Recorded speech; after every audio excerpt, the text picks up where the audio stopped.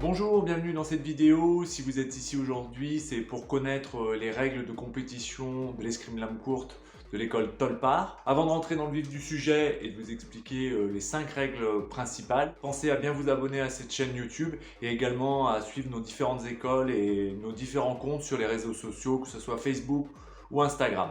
Maintenant, on rentre directement dans le vif du sujet et je vais vous parler de la règle numéro 1.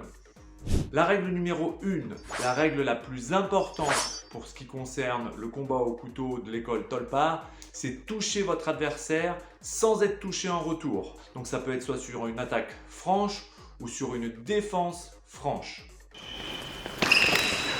La règle numéro 2, c'est qu'il faut arriver à 5 points. D'accord? Vous avez soit 5 points sur des attaques ou des défenses franches comme on vient de voir juste avant, ou alors vous avez un temps de 3 minutes qui vous est imparti pour essayer de gagner votre adversaire. Si au bout des 3 minutes il y a 2-1 pour vous par exemple, bien évidemment la victoire vous revient. La règle numéro 3. Les compétitions de Tolpar ne se font pas par catégorie de poids comme dans la plupart des sports de combat et notamment les sports de percussion. Chez nous, on pratique par catégorie de taille. 3 catégories chez les hommes, moins d'1m75, de 1m75 à 1m85 et plus d'1m85. Effectivement, moi par exemple, je fais 1m88, donc j'ai une allonge qui est un peu plus importante qu'une personne qui fait 10 à 15 cm de moins que moi. Donc on a décidé de compenser cette différence d'allonge en faisant des catégories pour que ça soit un peu plus juste. Règle numéro 4. Vous n'avez pas le droit d'échapper votre couteau durant le combat. Si vous l'échappez, ça donne un point automatiquement à votre adversaire. Peu importe l'action qui était en cours, vous perdez un point, donc c'est vraiment très dommage.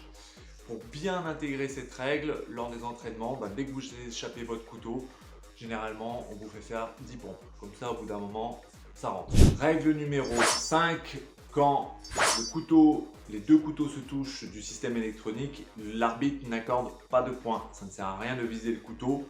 L'arbitre indiquera couteau et vous dira continuez, combattez. Vous êtes obligé d'aller toucher les parties du corps si vous voulez marquer des points. Donc voilà, c'était les 5 règles principales du combat au couteau escrime lame courte de l'école Tolpar. Vous me direz, mais comment vous faites pour calculer les points? Comment c'est possible? En fait, nous, on a un système électronique dont je vous parlerai dans une prochaine vidéo. D'ici là, pensez à consulter nos règles qui sont sur notre site internet dans la description de cette vidéo. Également, si vous avez des questions, pensez à laisser un petit message. J'essaierai de vous répondre le plus rapidement possible. On va refaire d'autres vidéos et puis d'ici là, restez affûtés.